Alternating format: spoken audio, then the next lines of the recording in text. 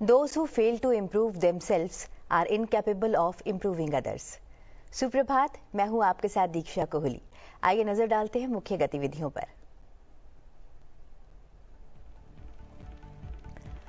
अब कानून बनने से केवल एक कदम दूर है वक्फ संशोधन विधेयक 2025। 12 घंटे से ज्यादा समय तक चली मैराथन चर्चा के बाद राज्यसभा ने रात 2:32 पर पारित किया वक्फ संशोधन विधेयक 2025। बिल के पक्ष में 128 और विपक्ष में 95 वोट पड़े। राष्ट्रपति से मंजूरी मिलते ही ये बिल ले लेगा कानून का रूप। तटीय पोत परिवहन विधेयक 2024 और वायुयान वस्तुओं में हित संरक्षण विधेयक 2025 पर लोकसभा में गहन चर्चा के बाद ध्वनि मत से पारित हुए दोनों विधेयक।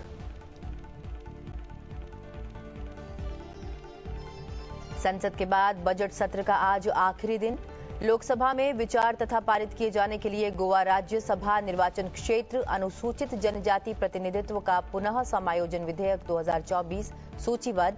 दोनों सदनों में लिए जाएंगे प्राइवेट मेंबर्स बिल। राज्यसभा के सभापति और उपराष्ट्रपति जगदीप धनखड़ ने राज्यसभा दिवस के मौके पर दी बधाई। प्रतिष्ठित सभा की पवित्रता और गौरवशाली परंपराओं की रक्षा करने और महान राष्ट्र भारत की लोकतांत्रिक नींव को मजबूत करने के लिए दृढ़ संकल्पित रहने की अपील। राज्यसभा के सभापति जगदीप धनखड़ ने सदन में संयम बनाए रखने और एक दूसरे की प्रतिष्ठा बनाए रखने को लेकर कई अहम बात कहा। सदन को अधिक प्रभावी ढंग से चलाने के लिए विचारों में समानता लाना बेहद जरूरी।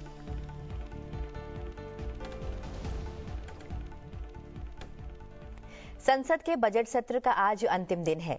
आइए जानते हैं संसद के दोनों सदनों में आज सूचीबद्ध विधायी कार्यों के बारे में। सबसे पहले चर्चा लोकसभा के तय एजेंडे की। लोकसभा के एजेंडे में आज विचार तथा पारित किए जाने के लिए एक बिल लिस्टेड है। 17 दिसंबर 2024 को विधि एवं न्याय मंत्रालय के राज्य मंत्री स्वतंत्र प्रभार अर्जुन राम मेघवाल द्वारा पेश किए गए गोवा राज्यसभा निर्वाचन क्षेत्र अनुसूचित जनजाति प्रतिनिधित्व का पुनः समायोजन विधेयक 2024 को आगे विचार तथा पारित किए जाने के लिए प्रस्तावित किया जाएगा। लोकसभा में आज प्राइवेट मेंबर्स बिजनेस 3:30 से 6 बजे के बीच लिया जाएगा। प्राइवेट मेंबर्स बिल के अंतर्गत आज 201 विधेयक इंट्रोड्यूस किए जाने के लिए लिस्टेड हैं। वहीं 6 विधेयक विचार तथा पारित किए जाने के लिए प्रस्तावित किए जाने के लिए सूचीबद्ध हैं। वहीं राज्यसभा में आज प्राइवेट मेंबर्स बिजनेस दोपहर 2 बजे से शाम 4:30 बजे के बीच लिया जाएगा। प्राइवेट मेंबर्स बिल के अंतर्गत आज 33 विधेयक इंट्रोड्यूस किए जाने के लिए लिस्टेड हैं। वहीं 6 विधेयक विचार तथा पारित किए जाने के लिए प्रस्तावित किए जाने के लिए सूचीबद्ध हैं।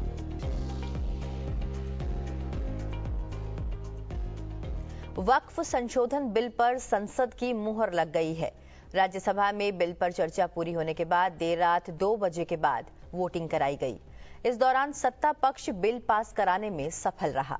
राज्यसभा में वक्फ बिल पर चर्चा का जवाब देते हुए अल्पसंख्यक कार्य मंत्री ने कहा कि इस ऐतिहासिक बिल से किसी का भी कोई नुकसान होने नहीं वाला। करोड़ों गरीब मुसलमानों का फायदा होने वाला है। उन्होंने कहा कि विपक्ष 70 साल से सत्ता में था। आप जो काम नहीं कर पाए वह मोदी जी को करना पड़ रहा है। उन्होंने कहा कि आप मुसलमानों को डरा रहे हैं, उन्हें मुख्य धारा से बाहर करने की कोशिश कर रहे हैं। बिल पास होने के बाद देखिएगा कैसे लोग इसका स्वागत करते हैं। जब ये बिल इनिशियली ड्राफ्ट हुई थी, वक्फ अमेंडमेंट बिल, ओरिजिनल आप ड्राफ्ट को देखेंगे और आज जब फाइनल ड्राफ्ट ये अमेंडमेंट बिल हम पास कर रहे हैं, उसमें कितने चेंजेस लाए हैं।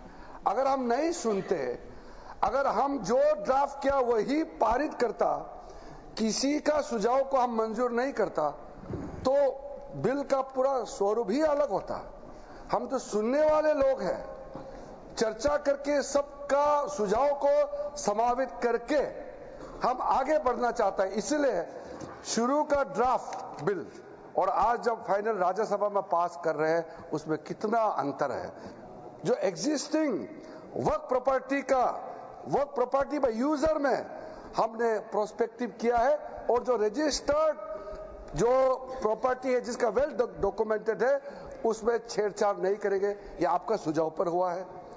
और आपने कलेक्टर का जब रोल होता है, किसी भी डिस्ट्रिक्ट में विवाद होता है तो कलेक्टर देखता है। फिर भी आपने कहा कि कलेक्टर को खुद मत रखिए।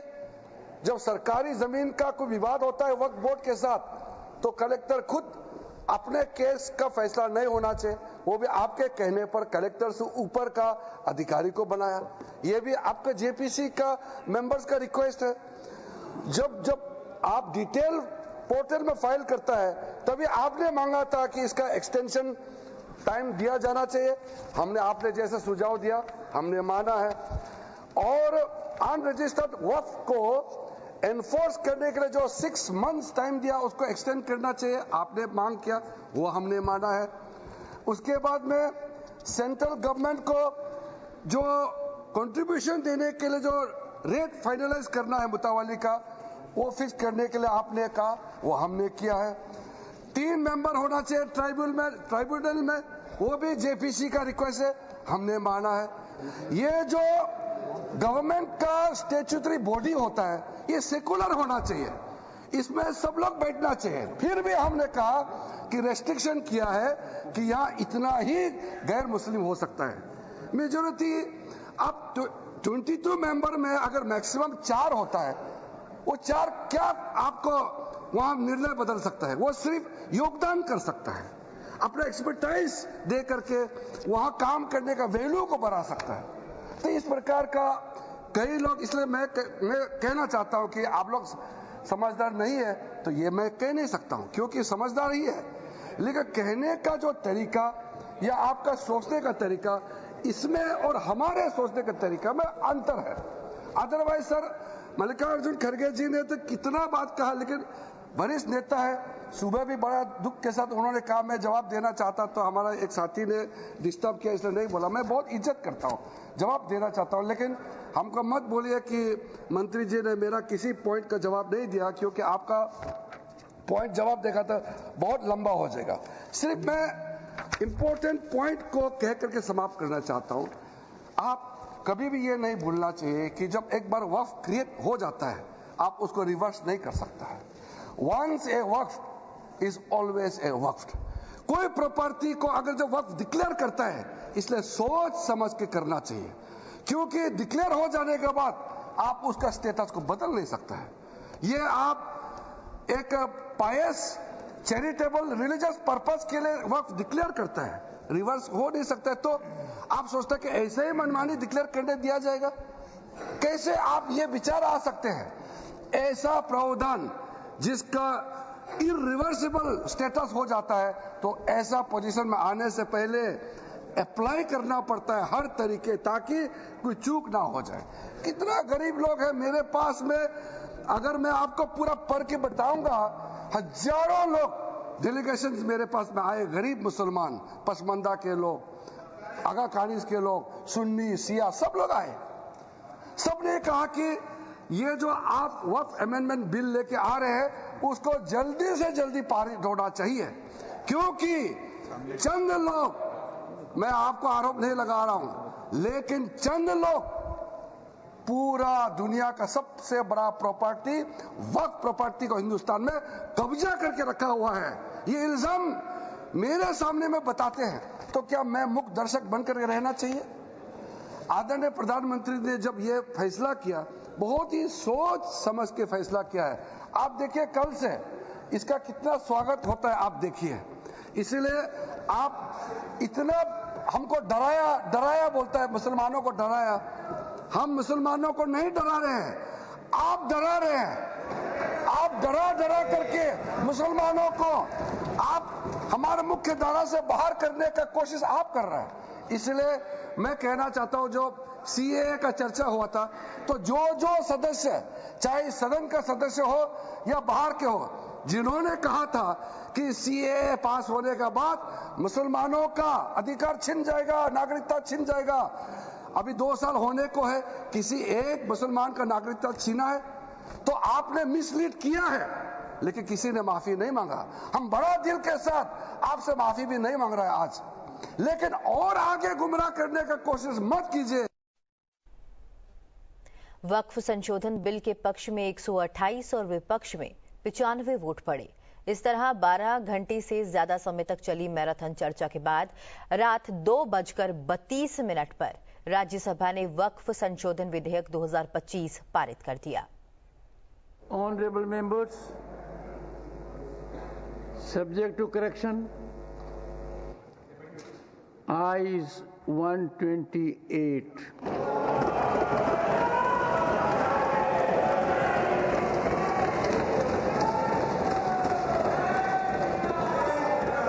Noes 95.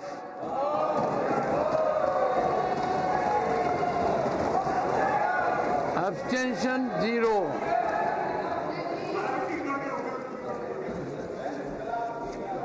The bill is passed.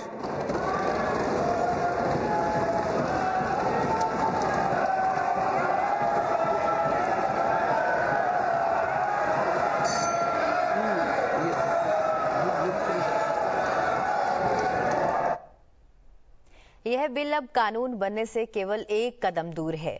अब इसे राष्ट्रपति के पास भेजा जाएगा और वहां से मंजूरी मिलते ही यह बिल कानून का रूप ले लेगा। बढ़ते हैं अगली खबर की ओर। लोकसभा के एजेंडे में गुरुवार को विचार तथा पारित किए जाने के लिए 2 बिल लिस्टेड थे, द कोस्टल शिपिंग बिल 2024 और the protection of interest in aircraft object bill 2025। ये दोनों ही बिल लोकसभा ने सर्वसम्मति के साथ पारित कर दिए।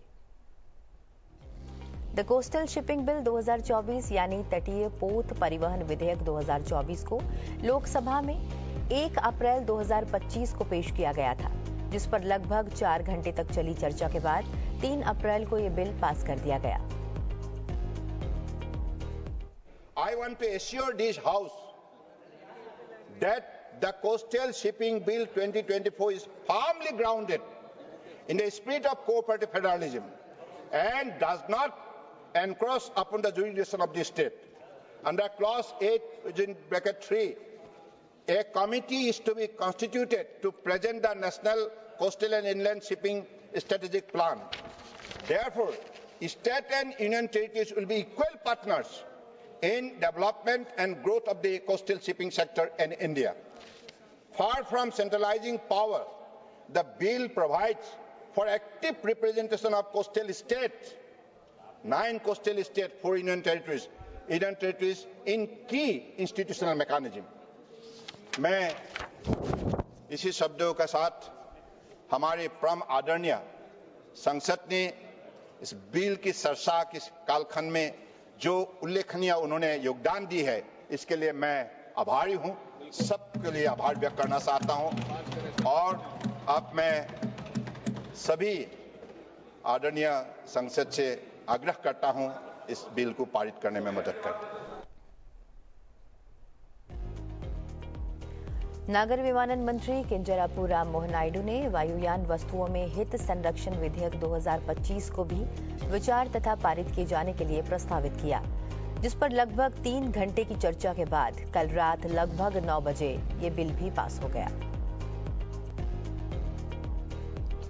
ये चर्चा के शुरुआत तो ऐसा लग रहा था कि 5-6 लोग बोलेंगे और 1 घंटे के अंदर ही चर्चा खत्म हो सकता है, पर अभी जिस तरह से ये चर्चा हुई है 2.5 घंटे में, for 2.5 hours we have been continuously discussing and 25 speakers have spoken on this bill with a great passion, with great involvement, because that is the kind of passion civil aviation is invoking today in India, in the parliament and also in general with the citizens also.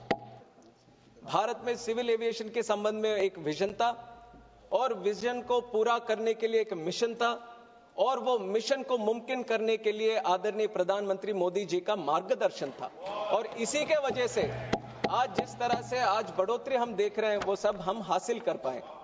Passenger की growth double हुई और जिस तरह से हमारे airports थे, again up to 2014 we had 74 airports in the country और आज 2024 में अगर हम देखेंगे 159 एयरपोर्ट्स और मैं जब बोल रहा हूं 2 और एयरपोर्ट अभी खुलने के लिए तैयार है। हमें डेट प्रधानमंत्री जी का जैसी मिल जाए तो वो भी हम खोल देंगे और 159 को 161 भी कर देंगे। तो ये एयरपोर्ट्स की भी अगर संख्या देखेंगे तो पिछले 10 साल में वो भी डबल हो गए। Airports have doubled in the last 10 years. Passengers traveling through air have doubled in the last 10 years. And most importantly, the number of aircrafts also, which was around 340 in 2014. Now, if you come to 2024, there are 840 aircrafts in the country. That is giving an indication of how much demand civil aviation is creating in the country also. कल राज्यसभा दिवस था। राज्यसभा के सभापति और उपराष्ट्रपति जगदीप धनखड़ ने इस मौके पर बधाई दी। उन्होंने कहा कि ये स्मरणीय अवसर हमें उन गौरवशाली परंपराओं को संरक्षित करने के लिए स्वयं को नए सिरे से समर्पित करने का आह्वान करता है, जो इस शानदार सदन की विशेषता है। Honorable members, I extend my most profound salutations on this auspicious occasion of Rajya Sabha Day.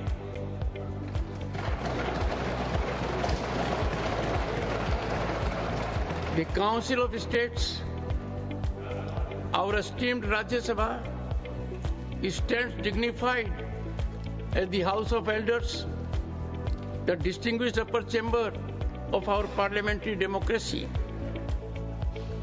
As the quintessential edifice of India's federal architecture, this venerable institution ensures comprehensive representation, equilibrium in governance, and the cultivation of contemplative sagacity.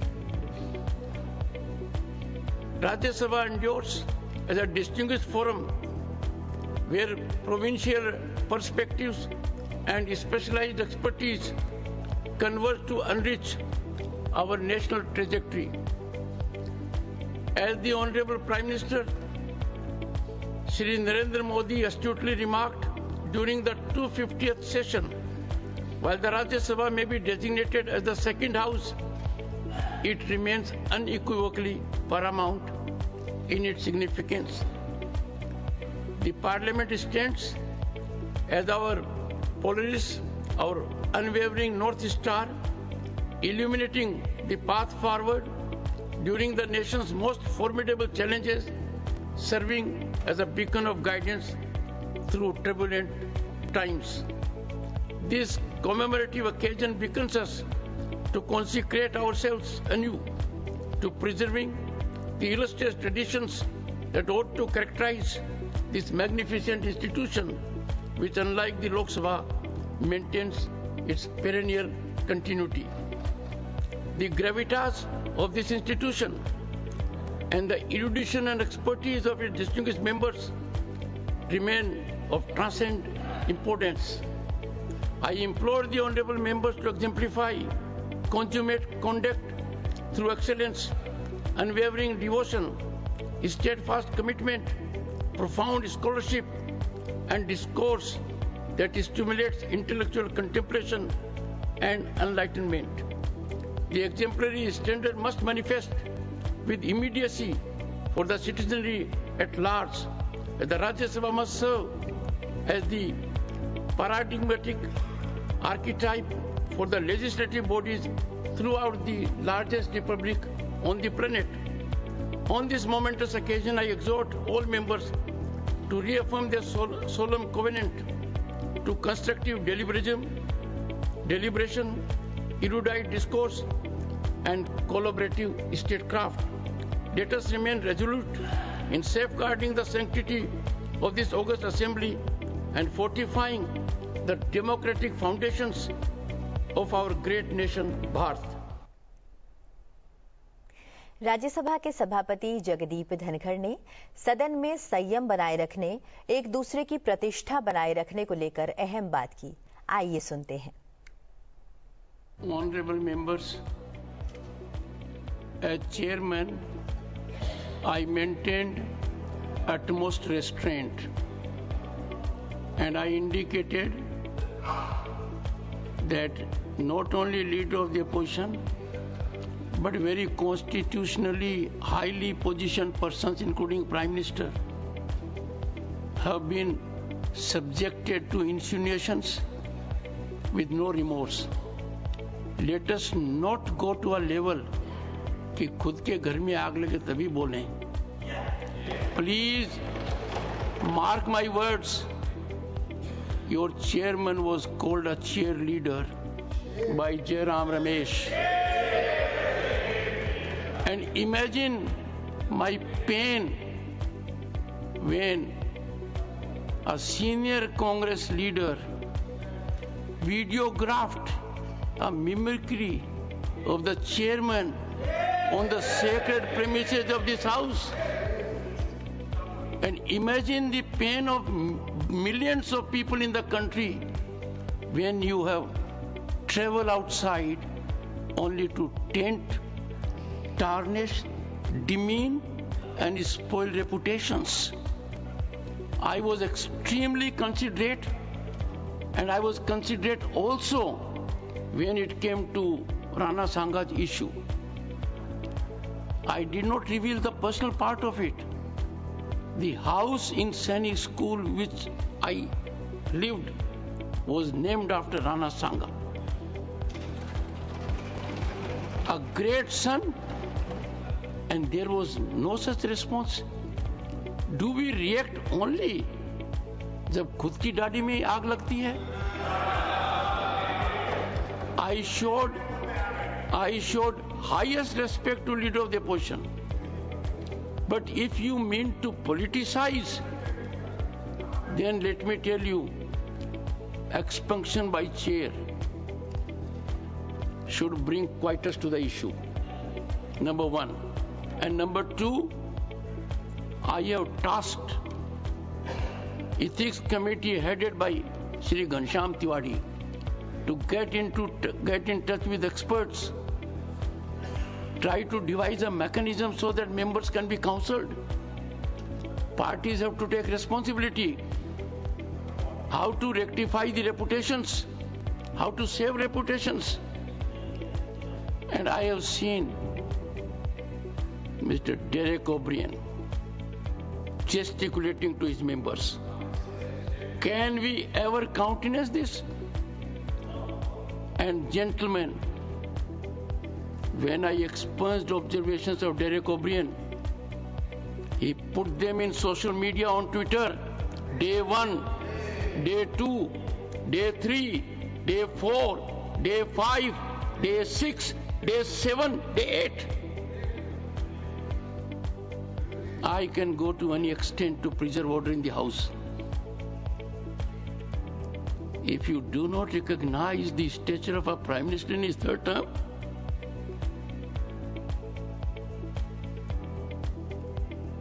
you take things so contemptuously with the President of India, the first tribal woman, a lady of grace, a lady of devotion, sacrifices writ large in her personality. And these insinuations, these aspersions have not emanated from ordinary members. The source of these allegations is from political leadership. I was trying to be accommodative for the sheer respect I have for every member here. But then, if this is used as a political transaction, it is used to set a political narrative. I saw Khadge ji taking assistance of former Prime Minister H.D. Deve Gowda ji. But whenever Deve Gowda ji has spoken, I had to suffer interruptions only from one segment. Why? Honorable members, on this day, the day on which Rajya Sabha came into being, let us think deeply. I don't want to create any situation other than convergence of views to run the house more effectively. Rajya Sabha के सभापति जगदीप धनखड़ ने गुरुवार को कहा कि सदन के प्रत्येक सदस्य की अपनी प्रतिष्ठा है, जिसे बचाए रखना बेहद जरूरी है। Honorable members, if we examine the issue, critically, it boils down to certain situations. It raises two very important issues. One issue is that a member of parliament uses the great privilege of being member of the house, which has a constitutional protection, because anything said by a member in the house, there is no civil recourse and no criminal action can be initiated. An immunity is granted to a member when the member speaks in the house. And on a number of occasions I have said that this is not a place for free flow of information. We cannot damage reputations earned over decades or over half a century. I have said it on a number of occasions. Only this week I had expressed my deep anguish, as Khadgeji has expressed, when one of the members of this house made an observation. But traction took place, though the member did not go by what was expunged. And I had indicated to this house that in this electronic age, explosive social media, anything said gets traction in microseconds, and therefore expunction by chair is hardly a remedy. We faced a situation like Khadgeji's reputation when Rana Sangha became an issue, but the honorable member took the stand that till his life he will reiterate. Once, please, honorable members, it is too serious an issue for either side to be commented. I then said one thing: if something is expunged as a respect to this parliamentary institution, no member should make an issue of it. But the honorable member continued. He's a very senior member. We have had all kinds of things being traversed in this house, in the other house, with respect to very senior people. Khadgeji is one of the very senior most people. I don't want to say what has been said with respect to other very senior people holding constitutional positions, including the Prime Minister. I would therefore urge everyone, whether one is Prime Minister, Leader of the House, Leader of the Opposition, for me, every member has a precious reputation to preserve.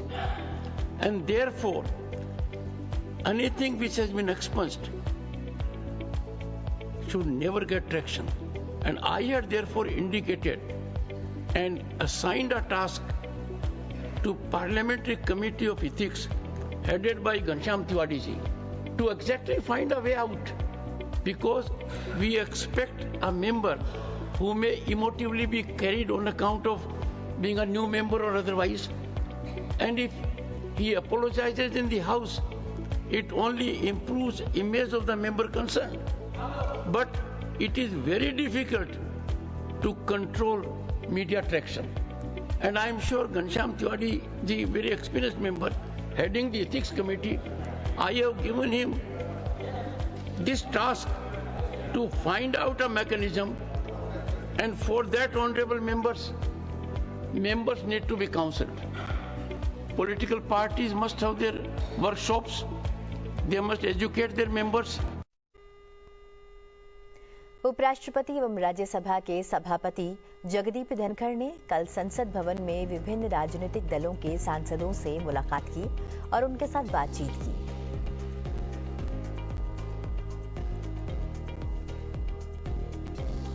केंद्रीय वाणिज्य एवं उद्योग मंत्री पीयूष गोयल ने कल संसद भवन में उपराष्ट्रपति एवं राज्यसभा के सभापति जगदीप धनखड़ से मुलाकात की।